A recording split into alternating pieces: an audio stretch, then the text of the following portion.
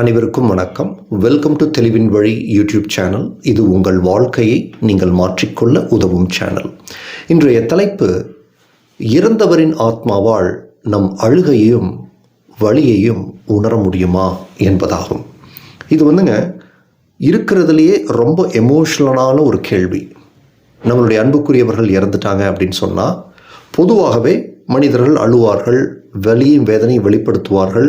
அவங்களுக்கு என்ன கேள்வி இருக்கும்னா, என்னோட வலியை உன்னால் புரிஞ்சிக்க முடியுதா, என்னுடைய உணர்வுகளை உன்னால் புரிஞ்சிக்க முடியுதா, அவங்களால புரிஞ்சிக்க முடியுமா முடியாதா அப்படின்ற கேள்வி அவங்களுக்குள்ள இருக்கும். இதில் இந்த தலைப்பையே ஒரு 3 கேள்வியை மாற்றலாம். ஒன்று, இறந்தவரின் ஆத்மாவால் நம் வலியையும் அழுகையையும் உணர முடியுமா? 2வது, இப்போ நம்ம அழுகிறோம், அவங்க உணர்றாங்க. சரி, இப்போ நம்ம அழவே இல்லை, ஆனால் மனசுக்குள்ளே வலி வேதனை இருக்குது. வெளியில் நார்மலாக இருக்கிற மாதிரி இருக்காங்க. அப்படி மக்கள் இருக்காங்க இல்லையா? வெளியில் சகஜமாக இருப்பாங்க, ஆனால் அவங்க உள்ளுக்குள்ளே அவங்களோட காயம் இருக்கும். அதை அவங்க யாருக்குமே சொல்லியிருக்க மாட்டாங்க, மனசுக்குள்ளே பூட்டி வச்சுருப்பாங்க. இந்த நிலையில் இருந்தால் நம் மனதிற்குள் அழும்போதும் வலி வேதனையில் இருக்கும்போதும் வெளியில் சிரிச்ச மாதிரி இருந்தாலும் அவங்களால புரிஞ்சிக்க முடியுமா அப்படின்ற ஒரு கேள்வி. 3வது, நம்மளுடைய அழுகையும் வலியும் அவர்களை காயப்படுத்துமா அப்படின்றது. இந்த 3லையும் உங்களுக்கு தெளிவு கிடைச்சதுன்னு சொன்னால் இந்த ஆத்மாவை பற்றிய ஞானத்தில் உங்களுக்கு புரிதல் ஏற்படும். அதுவும் குறிப்பாக அந்த 3வது கேள்வியில் நம்ம அழும்போது அது அவங்களை காயப்படுத்துமான்னு கேட்குறதுக்கு காரணம் என்னென்னா, இங்கே நிறைய நம்பிக்கைகள் இருக்குது. அவங்க என்ன சொல்லுவாங்கன்னா, இறந்தவங்களையெல்லாம் தொந்தரவு பண்ணக்கூடாது, நம்ம தொடர்ந்து அழுதுகிட்டே இருந்தோம்னா அவங்களோட பிரயாணம் பாதிக்கும் அப்படின்லாம் சொல்லுவாங்க. அதையும் நான் உங்களுக்கு விளக்கமாக சொல்கிறேன். இப்போ ஃபஸ்ட்டு சமூகத்தில் 2 விதமான நம்பிக்கை இருக்குது. ஒன்று, நீங்கள் அழுகிறது வலியும் வேதனையில் இருக்கிறது தேவையில்லாதது. ஏன்னா அவங்க இறந்தவங்க இன்னொரு பிறவி எடுத்துட்டாங்கன்னு சொன்னால், வேறொரு தாயின் வயிற்றில் அந்த ஆத்மா போச்சுன்னு சொன்னால் அதுக்கப்புறம் அது எல்லாத்தையுமே மறந்துடுது. நீங்கள் பாட்டுக்கு அவங்கள கூப்பிடுறீங்க, உங்கள் வலியை வேதனையை வெளிப்படுத்துகிறீங்க, இது அவரை போய் சென்றடையாது. உனக்கு உன்னோட பூர்வ ஜென்ம ஞாபகம் இருக்கா? இப்போ உன்னோட பூர்வ ஜென்மத்தில் வாழ்ந்த மனிதர்கள் உன்னை நினச்சி அழுதுட்டு இருக்கிறாங்கன்னா உனக்கு ஏதாவது தெரியுமா? சண்டை போட்டுருக்காங்கன்னா உனக்கு தெரியுமா? தெரியாது இல்லையா? அப்போது மனுஷன் இறந்துட்டான்னா அதை பற்றி கண்டுக்கூடாது, அப்படியே விடு அப்படின்னு சொல்கிறதாகும். இது ஒரு வகையில் பார்க்கும்போது மனுஷனுடைய ஃபோக்கஸை இப்போ பார் அழுதுகிட்டே இருக்கக்கூடிய ஒரு ஆணையோ பெண்ணையோ சரி அடுத்த வாழ்க்கையில் நம்ம என்ன செய்யலாம்ன்றதை நோக்கி நகர்த்துவதற்கு உதவும். பட் அதே சமயத்தில் இந்த ஆத்ம ஞானம் அப்படிங்கிறதையும், இறந்தவர்களினுடைய ஆன்மா நம்மை தொடர்பு கொள்ளும்போது அல்லது வழிகாட்டுதல் கொடுக்கும்போது, சில குறிப்புகள் கொடுக்கும்போது அதை உணர்ந்து கொள்ளும் தன்மையிலிருந்து நம்மளை விளக்கிடும். இதில் நன்மையும் உண்டு, தீமையும் உண்டு. பொதுவாக ஆன்மீகத்தினுடைய வளர்ச்சிக்கு பார்க்கும்போது இது வளர செய்யாது. அப்போது இந்த நம்பிக்கை அப்படிங்கிறது என்னென்னா, இறந்துட்டாங்கன்னா அவங்களால நம்ம அழுகையும் வேதனையும் உணர முடியாதுன்னு சொல்கிறது. 2வது, அவர்களால் உணர்ந்து கொள்ள முடியும் அப்படின்னு நம்புவாங்க, அவர்களால் புரிஞ்சு கொள்ள முடியும். அப்புறம் நாம் மாதம் அவங்களுக்கு சாமி கும்பிட்றோம் இல்லையா? அப்போது சாமி கும்பிடும்போது அவங்க புரிஞ்சுக்கணும் இல்லையா? நம்ம அழுகை அவங்க எப்படி புரியாமல் இருக்க முடியும்? அவங்க தெய்வ நிலையில் இருப்பாங்களே அப்படின்னு 2 விதமான நம்பிக்கைகள் இருக்குது. இந்த 2 விதமான நம்பிக்கைகளில் கொஞ்சம் தெளிவு தேவை. ஃபஸ்ட்டு மரணம் அடைந்ததற்கு பிறகு நம் தன்னுணர்வு, நான் அப்படிங்கிற அந்த உணர்வு இருக்குது இல்லையா? இப்போ நீங்கள் உடம்பில் மனசால் நீங்கள் உணர்றீங்க இந்த நான் அப்படிங்கிற உணர்வை. இது உங்களுடைய உடலை விட்டு உங்களுடைய வெளிச்ச உடலுக்கு மாறிக்கும். புரியுதுங்களா? அப்போ மரணம் அப்படிங்கிறது ஒரு இடத்துலேருந்து இன்னொரு இடத்துக்கு நகர்றது இல்லை, ஒரு உலகத்திலிருந்து இன்னொரு உலகத்துக்கு போகிறது கிடையாது. நம்மளுடைய தன்னுணர்வு அப்படிங்கிறது நம் உடலிலிருந்து நம் வெளிச்ச உடல், ஒளி உடல், ஆவி உடலுக்கு மாறிக்கும். அப்போது ஆவி உடலுக்கு மாறும்போது, வெளிச்ச உடலுக்கு மாறும்போது நம் உலகமும் வேறாகத்தான் தெரியும். இவ்வளோதான். அந்த ஒரு மாஸ்க்கை கழட்டிட்டீங்க, உடம்பு மனம்ங்கிற மாஸ்க்கை கழட்டிட்டிங்கன்னா வெளியில் இருக்கிற நிஜம் வேறு மாதிரி தெரியும். இதை ஆவி உடல் ஆவி உலகத்தில் இருப்பதாக நம்மளை உணர்வோம். இதுதான் நடக்கும். இப்போது இவர்களுக்கு கண்கள் கிடையாது, நம்ம அழுகை பார்க்க முடியாது, காது கேட்காது, ஏன்னா நம்மளோட உடல் புலன்கள்லாம் கிடையாது. அப்போது இவர்களால் நம்ம அழுகை எப்படி கேட்க முடியும் அப்படின்னு கேட்டிங்கன்னா, இது மனுஷன் நேரம் தூரம்ன்ற பரிமாணத்திற்குள்ளே இருக்கும்போது ஏற்படக்கூடிய மாயை. நம்ம அழுதோம்னா, சத்தமாக அழுதோம்னா இன்னும் கொஞ்சம் தூரமாக கேட்கும். நம்ம தேம்பி அழுதோம்னு சொன்னால் அவங்களால பார்க்க முடியும் அப்படிங்கிற மாதிரியெல்லாம். இது அப்படி அல்ல. ஃபர்ஸ்ட் ஆஃப் ஆல் அவங்களுக்கு காதோ புலன்களோ எதுவுமே கிடையாது. அவர்கள் வெளிச்ச உடலாக இருக்கிறாங்க. இப்போ இந்த வெளிச்ச உடலாக இருக்கக்கூடியவர்களுக்கு அவங்க புலன்களின் மூலமாக கம்யூனிகேட் பண்ணுறதில்ல, தேர் டெலபேத்திக். டெலிபேத்திக் கம்யூனிகேஷன் அப்படின்னு சொன்னால் டெலிபதி அப்படின்னு சொல்லுவாங்க இல்லையா, ஆங்கிலத்தில் சொல்லுவாங்க இல்லையா, அதுதான். இது எப்படி நடக்குதுன்னா, இப்போது நான் ஒரு எளிய உதாரணம் சொல்கிறேன்.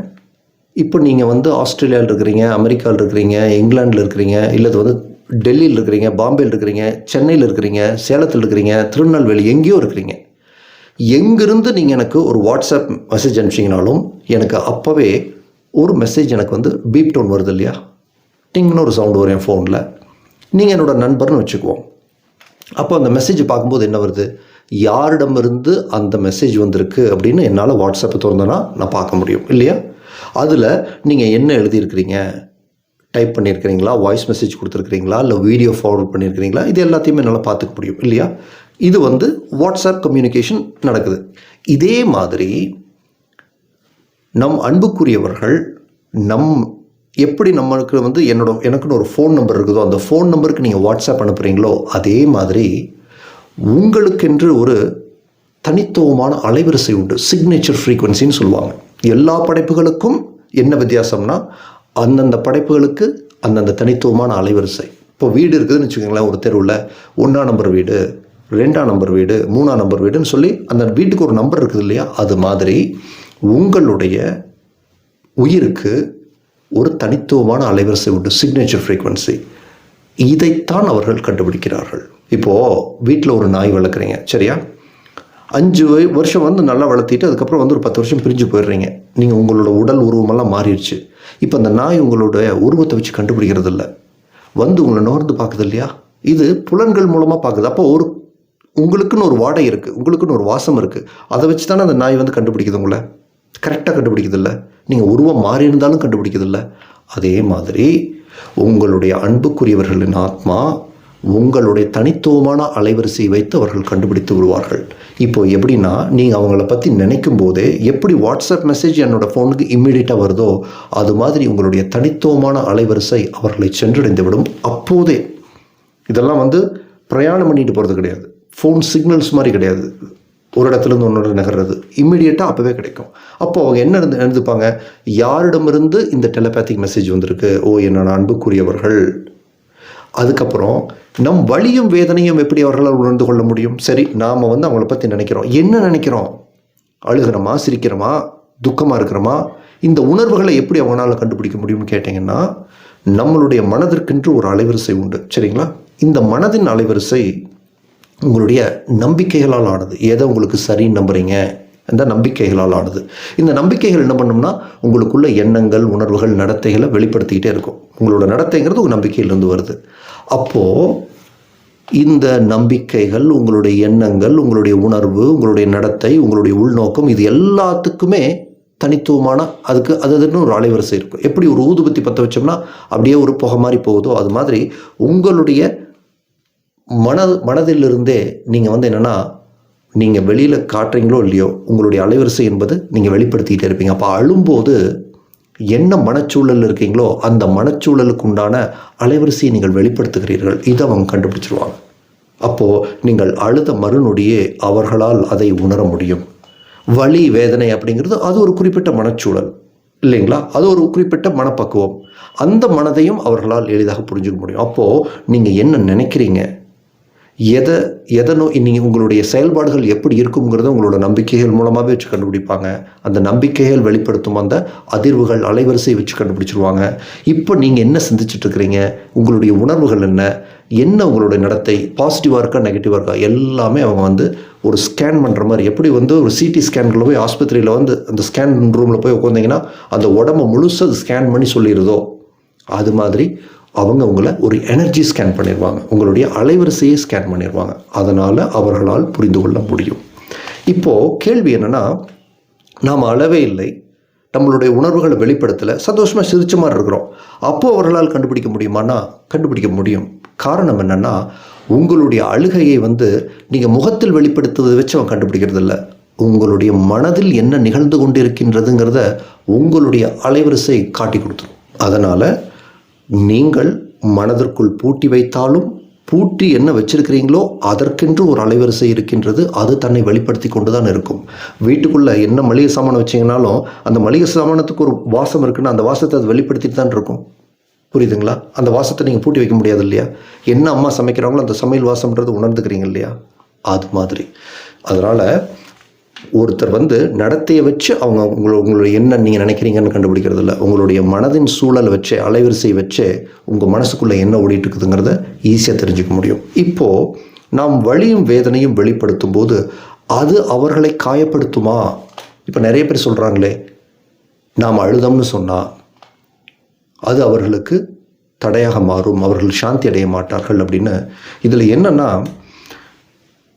இறந்த உங்களுடைய அன்புக்குரியவர்கள் ஒரு சித்த புருஷனாக இருக்கிறார், ஒரு யோகியாக இருந்தார், தனக்குள் இறைவனை உணர்ந்த நிலையில் இருந்தக்கூடிய ஒரு மகானாக வாழ்ந்தார்னா, நீங்கள் அழுவது அவர் எப்படி பார்ப்பார்னா, இந்த அழுகையை நீ ஏன் உருவாக்குறேன்னு பார்ப்பார். பிரிவிலிருந்து உருவாக்குறியா, நான் இப்போ உயிரோடு தான் இருக்கிறேன் ஒரு ஆன்மாவான்றதை உணர்த்த முயற்சி பண்ணுவார். இப்போது இறந்தவர் நல்ல நிலையில் இருக்கிறார், நல்ல நிலையில் வாழ்ந்தார், ஒரு நல்ல பக்திமான் நல்லவர், இப்போ இறந்துட்டார். பெருசாக பந்த பாசமெல்லாம் கிடையாது. இந்த பூமி வாழ்க்கை எப்படியாவது இறைவனிடம் சரணடைந்து விட வேண்டும் அப்படிங்கிற மாதிரியான ஒரு ஆன்மீக கோட்பாட்டுக்குள்ளே இருந்தவராக இருந்தால், இப்போது உங்களோட வலி வேதனை எதனால் வருது, பிரிஞ்சிட்டோங்கிறது வருதுன்னு சொல்லி ஒரு அன்போடு அவர் என்ன பண்ணுவார்னா உங்களுக்கு புரிய வைக்க முயற்சி பண்ணுவார். இப்போது இறந்தவர் பந்த பாசத்தில் இருக்கிறவர், எனக்கு என் பொண்டாட்டிக்கு இப்படி ஆச்சு, என் புருஷனுக்கு இப்படி ஆச்சு, என் குழந்தைகளுக்கு இது வேணும், என் பொண்ணுக்கு அது பண்ணணும், இது பண்ணணும், நகை போடணும், கார் வாங்கணும், சொத்து என் கைக்கு வரணும், இப்படி பலவிதமான அந்த அட்டாச்மெண்ட்ஸில் வாழ்ந்திருக்காங்க. இந்த பந்த பாசம் அப்படிங்கிறது இறந்ததற்கு பிறகு அவங்களுக்கு ஒரு தாக்கத்தை ஏற்படுத்தும். ஏன்னா இதெல்லாம் பூமி ஏற்படுத்தக்கூடிய மாயை. இப்போது அநேகம் பேர் பார்த்திங்கன்னா இந்த பந்த பாசத்திற்கு உட்பட்டவர்கள் தான், இல்லைன்னா தன் மரணத்தை ஏற்றுக்கொள்ள முடியாத நிலையில் இருக்கிறவங்க தான். இப்போ இவர்களுக்கு நீங்கள் அழுவது அப்படிங்கிறது பெரிதாக உதவி செய்யாது. ஏன்னா அவர்கள் இப்போ ஒரு ஒளி உடலாக இருக்கிறாங்க, ஆவி உடலாக இருக்கிறாங்க, ஆவி உலகத்தில். அதற்கு மேல்நிலை உண்டு. அதற்கு மேல்நிலை என்னென்னா, அவங்களுடைய விழிப்புணர்வு உயர்த்தும் போது நான் ஆன்மான்னு உணர்வாங்க. ஆத்மலோகத்தில் தான் ஆன்மான்னு ஆத்மலோகத்தில் உணர்வாங்க. இப்போ நம்ம இறந்ததுக்கு பிறகு ஒரு ஒளி உடலாக, ஆவி உடலாக, ஆவி உலகத்தில் நம்ம பார்க்குறோம்னா அதற்கும் மேற்பட்ட நிலைங்கிறது நம்மை ஆத்மாவாக உணர்வது ஆத்மலோகத்தில். அது சச்சிதானந்த நிலை, முக்தி நிலைன்னு சொல்லுவாங்க. அப்போது முக்தி நிலைங்கிறது என்னன்னா, அந்த ஆத்மா தான் இந்த ஆவி உடலையும் ஆவி உலகத்தையும் மனித உடலையும் மனித உலகத்தையும் நாம் பார்க்குற நிஜத்தையெல்லாம் கனவு போல தனக்குள் கண்டு கொண்டு இருக்கிறது. ஆடா இது மொத்தமும் கனவு. ஒரு ஆத்மாவை பொறுத்த வரைக்குங்க, உங்களோட ஆத்மாவும் சரி, உங்கள் அன்புக்குரியவர் ஆத்மாவும் சரி, என்னோட ஆத்மா, எல்லா ஆத்மாக்களும் ஆத்மலோகத்தில் ஒன்றாகத்தான் இருக்கும். அங்கே பிரிவுங்கிறதே கிடையாது. அந்த பிரிவுக்குட்பட்ட அந்த மாயே அங்கே கிடையாது. இறைவனோடு அந்த ஆத்மா தொடர்பிலே இருக்கும். அது சச்சிதானந்த நிலையிலே இருக்கும். ஆனந்தத்தை விட்டு அது வெளியில் நகர்றதில்லை. ஆனால் நகர்ந்ததைப் போல ஒரு கனவை கண்டு கொண்டிருக்கிறது. அப்போது இந்த இறந்ததுக்கு பிறகு இந்த ஒளி உடல், ஆவி உடல், ஆவி உலகத்தில் நம்ம அன்புக்குரியர்கள் இருக்காங்களே, அது ஒரு இடைப்பட்ட நிலை தான். அந்த இடைப்பட்ட நிலையில் ஏற்கனவே பந்தபாசத்தில் இருப்பவர்களுக்கு நீங்கள் கொடுக்கக்கூடிய வலி வேதனை என்பது உதவி செய்யுமான்னா சில சமயத்தில் அப்ஸ்ட்ரக்ஷனாக மாறுறதுக்கும் வாய்ப்புண்டு. அஃப்கோர்ஸ் அவங்க அதிலே இருக்க மாட்டாங்க. அவங்க தன்னுடைய நிலையை போவாங்க. நீங்களும் உங்களோட நிலையை மாறுவீர்கள், நான் மறுக்கவில்லை. அதை அப்படியே நீங்கள் அழுதுட்டிங்கனாலே அவங்க டிஸ்டர்ப் ஆகிடுவாங்கன்னா நான் சொல்ல மாட்டேன். பட் அது அவர்களுக்கு உதவி செய்யுமானா செய்ய வேண்டிய அவசியம் இல்லை. எது உதவி செய்யும்? எது உதவி செய்யும்னா, நீங்கள் தூய அன்போடு, அவர் உங்கள் விருப்பத்துக்கு மாறாக இளம் வயதில் இருந்திருக்கலாம், தற்கொலை பண்ணி இருந்திருக்கலாம், ஏதோ ஒன்று. மொத்தத்தில் நீங்கள் அவரை நம்பி வாழ்ந்த ஒரு மனுஷங்களாக இருக்கலாம். இப்போ அவர் இல்லைன்னு நான் என்ன பண்ணுறது என் வாழ்க்கையிலன்னு தெரியாத, உங்களை நம்பாத மனிதராக கூட இருக்கலாம். எது இருந்தாலும் சரி, உங்களுடைய அன்பு அவரை சாந்திப்படுத்தும், அவருக்கு ஒரு பெரிய உதவி செய்யும். ஏன்னா நான் ஏற்றுக்கிட்டேன் உன்னுடைய மரணத்தை, கவலைப்படாத, நான் சந்தோஷமாக இருந்துக்கிறேன், இதெல்லாம் ஒரு பெரிய பிரச்சனை இல்லை. எந்த பாந்த பாசத்தில் அவர்கள் சிக்கி, இப்போ எங்கள் அம்மா இறந்துட்டாங்க, என் மகனுக்கு கல்யாணமே ஆகலை, என்னுடைய சொத்து பிரச்சனை ஒன்றும் தீரலன்னு வருத்தத்தில் இருக்காங்கன்னா, நான் செய்ய வேண்டியது என்னன்னா, என்னால் உணர்ந்துக்க முடியுது, அம்மா இந்த நகையோ சொத்தோ திருமணமோ இது ஒரு பெரிய விஷயம் இல்லை, நான் சந்தோஷமாக தான் இருக்கிறேன். நான் ஏன் திருமணம் செய்யவில்லைன்னா அதுக்கு இதுதான் காரணம். நான் எனக்கு அப்படி ஒரு பெண் வந்தால் நான் திருமணம் செய்வேன் அப்படின்றத நான் ஆத்மார்த்தமாக சொன்னாலே போதும். இதுக்கு அதுதான் ஒரே தீர்வு. அதே மாதிரி சொத்து பத்துங்கிறதெல்லாம் இதெல்லாம் மாயை. எனக்கு என்ன சொத்து வேணுமோ அது என்னோடய சக்தியை வச்சே நான் சம்பாதிக்க முடியும். குடும்ப சொத்து எனக்குன்றது பெருசாக அவசியம் இல்லைன்னு நான் சொன்னேன்னு வைங்களேன். இது அந்த ஆத்மாவுக்கு உதவி செய்யலாம். அவங்க மாறுறாங்களா இல்லையாங்கிறது வேறு விஷயம். உங்கள் கடமையை செய்யலாம். அப்போது உங்களுடைய அன்பு தான் அவர்களை ஹீல் பண்ணும். Love only heals. நீங்கள் அழுகிறது எதுக்கு அழுகிறீங்கன்னா, பிரிவிலிருந்து அழுகிறீங்க. அது ஒரு மாயை. என்னை விட்டுட்டு போயிட்ட, என்ன அனாதையாக விட்டு போயிட்டேன், என்னால் இப்போ எதுவுமே செய்ய முடியாது, எல்லாம் உன்னை நம்பித்தான் இருந்தேன்னு உங்கள் மேலே அவநம்பிக்கையில் பண்ணுறீங்க. அப்போ இறந்த அன்புக்குரியவர்கள் கிட்ட வந்து நம்ம அழுகிறதுங்கிறது 2 விஷயம். ஒன்று பிரிவுங்கிற மாயையும், உங்கள் மேல் உங்களுக்கு நம்பிக்கை இல்லை அப்படிங்கிறதையும் உங்களால் சமாளிக்க முடியாதுன்ற நம்பிக்கையிலிருந்து பண்ணுறீங்க. ஆனால் உண்மையில் என்னென்னா நீங்கள் ஒரு 100% சக்தி. அதனால தான் நான் சொல்லுவேன், உங்கள் ஆர்வத்திற்கும் உற்சாகத்திற்கும் செயல் வடிவம் கொடுங்கள். பிடிச்ச விஷயத்தை வாழ்க்கையில் செய்யுங்க. அது பிடிச்ச வேலையாக இருக்கலாம், பிடிச்ச தொழிலாக இருக்கலாம். உங்களுக்கு எது ஆர்வம் வருது, இந்த கணத்தில் எது ஆர்வம் வருது, எது உங்களுக்கு உற்சாகம் தருது, அதற்கு செயல் வடிவம் கொடுங்கள்னு சொல்கிறது காரணம் என்னென்னா, உங்களுடைய சக்தியை நீங்கள் புரிந்து கொள்ள வேண்டும். நீங்கள் உற்சாகமாக உங்களோட மேன்மை நிலையிலிருந்து, உங்களோட முழுமையிலிருந்து நீங்கள் உங்களோட வாழ்க்கையை வாழ்கிறீங்க. உங்களாலேயே உங்களோட சுபிஷத்தை ஈர்க்க முடியுதுன்னா, இது என்ன பண்ணோம்னா உங்களையும் பலப்படுத்தும், அவருக்கும் சாந்திப்படுத்தும். ஒருவேளை அவர் பந்தபாசத்தில் சிக்கிக்கொண்டு இருக்க முடியும் மனிதனால் தான், அந்த பந்தபாசத்திலிருந்து விடுபட்ட நிலையில் அவர் உங்களை தொடர்பு கொள்வதற்கும் நிறைய வாய்ப்புகள் இருக்குது. நிறைய வாய்ப்புகள். தன் சந்தோஷத்தை வெளிப்படுத்துறது, தன் திருப்தி வெளிப்படுத்த, உன்னால் இப்படி பண்ண முடியுமா, என்னால் இப்படி, எனக்கு அது தெரியாமல் போச்சு. இப்போது அதை உணர்ந்த நிலைக்கு போகும்போது தான் அவர் அவருடைய நிலையிலிருந்து மேலே உயர்வார், தன்னுடைய தெய்வீக நிலையை நோக்கி செல்வார். அப்படிங்கும்போது அவர் தெய்வமாக இருந்து உங்களை வழி நடத்தட்டுங்கிற நான். நீங்களும் முன்னேறுங்க, அவரும் முன்னேறட்டும். இந்த கனெக்ஷனை தான் நான் வந்து சொல்கிறேனே ஒழிய, நீங்கள் அவரை பிரிந்து விட்டோம்ன்ற அழுகையிலையும் வேதனையிலையும், என்னால் முடியாதுன்ற அவநம்பிக்கையிலையும் அழுதுட்டுருக்கிறீங்கன்னு சொன்னால் உங்களையும் அது பலம் குன்ற செய்யும், அவருக்கும் அது உதவி செய்யாது. இந்த தொடர்பில் இதெல்லாம் நீங்கள் குறிப்பு கேளுங்க, அவர் குறிப்பு தருவார் அப்படிலாம் நான் சொல்கிறதே கிடையாது. நீங்கள் பலப்பட வேண்டும், அவரும் பலப்பட வேண்டும். அவரை பலப்படுத்தணும்னா உங்களுடைய அன்பு, உங்களை பலப்படுத்தணும்னா உங்கள் மேல் உங்களுக்கு வரக்கூடிய நம்பிக்கை. உங்கள் மேல் உங்களுக்கு நம்பிக்கை வந்துச்சுன்னா உங்களுக்கு இறை வழிகாட்டுதல் வர ஆரம்பிச்சிடும். பிடிச்ச விஷயங்களில் மட்டும் கவனம் செலுத்துங்க. அப்போது இந்த வீடியோவில் நீங்கள் என்ன புரிஞ்சுக்கிறீங்க, இறந்தவர்களால் நம்மளுடைய அழுகையையும் வலியையும் உணர முடியுமான்னு கேட்டிங்கன்னா உணர முடியும். எப்படி உணர முடியும்? கண்கள் கிடையாது, காது கிடையாது, எப்படி பார்ப்பாங்க கேட்பாங்கன்னா, நமக்குன்னு ஒரு தனித்துவமான அலைவரிசை இருக்குது. அதை நம்ம வெளிப்படுத்திக்கிட்டே இருப்போம். அந்த அலைவரிசை வைத்து கண்டுபிடித்து விடுவார்கள். ஒருவேளை நாம் அழுகலை, வழியை வெளிப்படுத்தலை, நாம் நமக்குள்ளேயே நம்ம பூட்டி வச்சுக்கிட்டோம் அப்படின்னு சொன்னாலும், எதை நீங்கள் பூட்டி வைத்தீர்களோ அது தன்னுடைய அலைவரிசை வெளிப்படுத்தி கொண்டிருக்கும் போது, வெளியில் சிரித்த மாதிரியும் உள்ளே அழுதுட்டுருக்கிறா என்னோட அன்புக்குரியவர் அப்படின்னு அவங்க ஈஸியாக கண்டுபிடிச்சிருவாங்க. 3வது, அது அவர்களை காயப்படுத்துமான்னா அது தற்போது இருக்கக்கூடிய நிலையை பொறுத்து. அவர்கள் எந்த நிலையில் இருந்தாலும் இது உங்களுடைய முழுமையை நீங்கள் புரிந்து கொள்வதற்குண்டான ஒரு வாய்ப்பாக உங்களுடைய அன்பை நீங்கள் வெளிப்படுத்துங்க. உங்களுக்கு பிடிச்ச விஷயத்தில் ஆர்வம் தரக்கூடிய, உற்சாகம் தரக்கூடிய விஷயங்களை ஃபோக்கஸ் பண்ணுங்கள். நீங்கள் பலப்படுவீங்க, அவரும் பலப்படுவார். அவர் பலத்திலிருந்து உங்களை தெய்வமாக வழி நடத்தட்டும். உங்களுக்குள்ள இறை வழிகாட்டுதல் வர நீங்களும் உங்களோட மேன்மையை நோக்கி போவீங்க. மரணம் என்பது மாயைங்கிற உண்மையும் கண்டுபிடிப்பீங்க. இப்படிப்பட்ட ஒரு ஆரோக்கியமான இதுதான் நான் ரெக்கமெண்ட் பண்ணுவேன். அப்போது நிறைய பேர் சொல்கிறாங்க இல்லையா, இன்னொரு வயிற்றில் பிறந்துட்டா அவனால் நமக்கு எந்த ஞாபகமும் இருக்காது, அவனுக்கு எப்படி தெரியும் அப்படிங்கிறதெல்லாம் என்ன நினைக்கிறாங்கன்னா, உடம்புக்குள்ளே ஆத்மா இருக்குது, அந்த ஆத்மா உடம்பு விட்டு வெளில போச்சுன்னா மறக்கும்னு நினைக்கிறாங்க. தப்பு. நம் ஆத்மா என்பது நம் உடலுக்குள் இல்லை, நம் உடல் தான் நம்ம ஆத்மாவிற்குள்ளே இருக்குது. நம்ம பார்க்குற இந்த உலகமும் நம்ம ஆத்மாக்குள்ளே இருக்குது, ஒரு கனவு போல். அப்படிங்கும்போது ஆத்மா பிறக்கிறதே கிடையாது. ஆத்மாவின் வெளிச்சம் தான் நாம், ஆத்மாவின் வெளிச்சத்தால் ஆனவர்கள். அந்த முதல் நிலை வெளிச்சம் தான் நம்ம ஆவி உடல், ஆவி உலகம்ங்கிறது. அதனுடைய மறுபடியும் ஸ்படிகமாக்கப்பட்ட அந்த வெளிச்சம் தான் நம்மளுடைய தேக ஸ்தூல உடல், இது ஸ்தூல உலகம். அப்போ ஆத்மாவுக்குள்ளே தான் நடக்குது. ஆத்மாவுக்கு பிறப்பும் கிடையாது, இறப்பும் கிடையாது. இந்த விளையாட்டை விளையாண்டுட்டு தான் ஆத்மான்ற கனவு நிலைக்கு நம்ம திரும்ப போகிறோம். இடைப்பட்ட நிலை ஒரு ஆவி உலகம். அதில் நம்ம ரிவ்யூ பண்ணுவோம். நம்மளுடைய பந்தபாசங்கள் இருந்ததுன்னா அதை கொஞ்சம் கிளென்ஸ் பண்ணோம். அதனால் உற்சாகமாக இருங்க. இப்போவே உங்களுடைய அன்புக்குரியவருக்கும் உங்களுக்கும் உண்டான தொடர்பு ஆத்மாங்கிற தளத்தில் நிகழ்ந்துட்டு தான் இருக்குது. புரியுதுங்களா? நைட்டு நீங்கள் தூங்க போகும்போது ஒரு ஒளி உடலாக, நீங்கள் தூங்கினதுக்கப்புறம் உங்களோட தன்னுணர்வு ஒளி உடலாக மாறிக்கும். நீங்கள் பிரவேசம் செய்கிறீர்கள், அதில் உங்களுடைய அன்புக்குரியவர்களையும் பார்க்குறீங்க. மனுஷனாக மட்டும்தான் இந்த பிரிவு. அதுவும் நீங்கள் ஒரு நல்ல அலைவரிசையில் இருந்தீங்கன்னா, உயர்ந்த அலைவரிசையில் இருந்தீங்கன்னா, உற்சாகமாக இருந்தீங்கன்னா, உங்களோட அன்புக்குரியவர்களுடைய ஆவி தன்மையோ அல்லது ஆத்மாவிலிருந்தோ உங்களுக்கு வழிகாட்டுதல் வருவதை புரிந்து கொள்ள முடியும். இந்த பரிசோதனையை உங்களுக்குள் நிகழ்த்த வேண்டும் என்பதற்காகத்தான் இந்த ஒரு சோதனை என்பது உங்களுக்கு நிகழ்ந்து கொண்டிருக்கிறது. அதனால் இதை வழக்கம் போல் எல்லா மனுஷங்க மாதிரியும் வலி வேதனைன்னு சொல்லி உங்கள் வாழ்க்கையை வீணடிச்சிடாதீங்க. இதை உங்கள் பரிணாம வளர்ச்சிக்குண்டான ஒரு விதையாக மாற்றுங்கள் அப்படின்னு நான் சொல்கிறேன். உங்களோட பலத்தை நீங்கள் டெஸ்ட் பண்ண வேண்டிய நேரத்தில் இருக்கிறீங்க. உற்சாகமாக இருங்க, சந்தோஷமாக இருங்க, மகிழ்ச்சியாக இருங்க. அதிலிருந்தே சுபிஷம் வர ஆரம்பிச்சிடும். நீங்கள் யாருன்னு புரிஞ்சுக்குவீங்க. உங்கள் அன்பை நீங்கள் உங்கள் அன்புக்குரியவர்களுக்கு வெளிப்படுத்துங்க. அது அவர்களை பலப்படுத்தும். பலம் பலத்தோடு சேரட்டும். உங்களுடைய பொன்னான நேரத்துக்கு என்னுடைய மிக்க மகிழ்ச்சி. தேங்க்யூ.